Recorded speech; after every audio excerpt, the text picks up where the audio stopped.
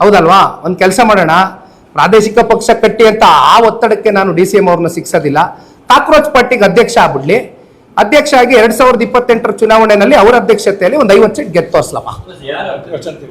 ಯಾರು? DCM ಅವರು cockroach ಪಾರ್ಟಿಗೆ ಅಧ್ಯಕ್ಷ ಆಗಿ ಅಲ್ಲಾಗ್ಬಿಡ್ಲಿ ಸರ್. ನಮ್ಗೆ ಕೇಳಿದ್ರಲ್ಲ, ಪ್ರಾದೇಶಿಕ ಪಕ್ಷ 17 ಸೀಟು, 1 ಸೀಟು, 2 ಸೀಟು ಅಂತಾರಲ್ಲ. ಈಗ ಅವ್ರಿಗೆ ಯಾಕೆ ಒತ್ತಡ? ಒಂದು ಪ್ರಾದೇಶಿಕ ಪಕ್ಷ ಸಪರೇಟ್ ಆಗಿ ಯಾಕೆ ಕಟ್ಟಿ ಅನ್ನೋದು ಒಂದು ಸಂಚಲನ ಸೃಷ್ಟಿಯಾಗಿದೆಯಲ್ಲ. ಯಾಕೆ ಇದು ಹೇಳ್ತಾ ಇದ್ದೀನಿ ಗೊತ್ತಾ?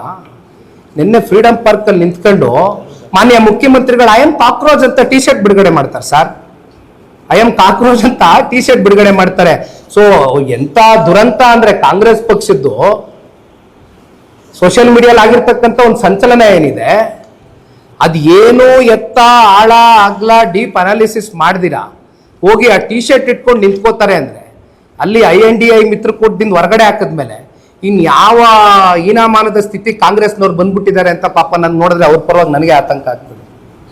ಅದಕ್ಕೆ ಅಲ್ಲೇ ಅಧ್ಯಕ್ಷ ಆಗಿ ಒಂದು 50 ಸೀಟ್ ಗೆದ್ದು ತೋರಿಸಿ ಆಯ್ತು ಅಣ್ಣ. ಬೇರೆ ಏನಾದ್ರು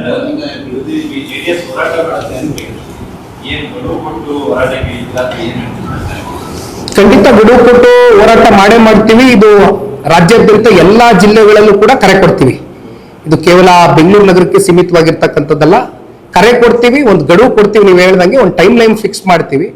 ಈ ಟೈಮ್ ಲೈನ್ ಒಳಗಡೆ ಸರ್ಕಾರ ಉತ್ತರ ಕೊಡದೆ ಹೋದ್ರೆ ಉಗ್ರವಾದಂತ ಹೋರಾಟ, ಪ್ರತಿಭಟನೆಗಳು ಜನತಾದಳ ಪಕ್ಷ ಮಾಡೇ ಮಾಡುತ್ತೆ.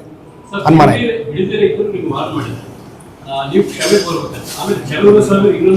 ಬಿಡದಿ ರೈತರು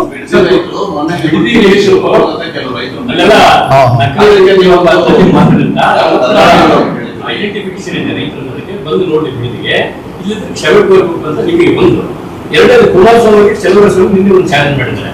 ಅಂದ್ರೆ ರೈತರು ಕ್ಷಮೆ ಕೋರಬೇಕು, ರೈತರ ಬಗ್ಗೆ ಬಹಳ ಅವರ ಆತ್ಮಹತ್ಯೆ, ರೈತರ ಆತ್ಮಹತ್ಯೆ ಬಗ್ಗೆ ಬಹಳ ಕೇವಲ ಮಾತಾಡಿದ್ರೆ ಚಲುವರಸ್ವಾಮಿ ಕಾಮೆಂಟ್ ಮಾಡಿದ್ದಾರೆ. ಈ ಒಂದು ಪ್ರಾಜೆಕ್ಟ್ ಸನ್ಮಾನ್ಯ ಕುಮಾರಣ್ಣ ಅವರ ಕನಸಿನ ಕೂಸು ಅಂತಕ್ಕಂಥದ್ನ ಕಾಂಗ್ರೆಸ್ನವರು ಇವತ್ತೇನು ಹೇಳ್ಕೊಂಡು ಓಡಾಡ್ತಾ ಇದ್ದಾರೆ.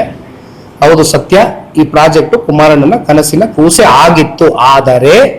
ಆದರೆ ಕೃಷ್ಣ ಕಚೇರಿಯಲ್ಲಿ ಸನ್ಮಾನ್ಯ ಕುಮಾರಣ್ಣ ಅವರು ಮುಖ್ಯಮಂತ್ರಿಗಳಾಗಿದ್ದಾಗ ರೈತ ಮುಖಂಡರು, ರೈತ ಮಹಿಳೆಯ ಮುಖಂಡರುಗಳು ಬಹಳ ಜನ ಬಿಡದಿ ಭಾಗದಿಂದ ಕುಮಾರಣ್ಣ ಅವ್ರನ್ನ 3 ಬಾರಿ ಭೇಟಿ ಮಾಡಿದ್ದಾರೆ ಕೃಷ್ಣ ಕಚೇರಿಯಲ್ಲಿ. ಆ 3ನೇ ಸಭೆಯಲ್ಲಿ ಕೂತು ಕುಮಾರಣ್ಣ ಅವರು ಸೌಹಾರ್ದಿತವಾಗಿ ಭೇಟಿ ಮಾಡಿದಾಗ, ಅಮ್ಮ ಬನ್ನಿ, ಭೇಟಿ ಮಾಡಿದಾಗ ಅಂತಿಮವಾಗಿ ಕುಮಾರಣ್ಣ ಅವರು ಒಂದು ವಿಚಾರ ನಿನ್ನೆ ಅಲ್ಲ ಹಲವಾರು ಬಾರಿ ಹೇಳಿದ್ದಾರೆ. ನಿನ್ನೆ ನಾನು ಯಾವುದೋ ಒಂದು ಮಾಧ್ಯಮದಲ್ಲಿ ಒಬ್ಬ ರೈತ ಮುಖಂಡರು ಇದ್ರ ಬಗ್ಗೆ ನಮ್ಮ ಬೈರ್ಮಂಗಲ ಕೆಂಚಗಾರನಹಳ್ಳಿಯಲ್ಲಿ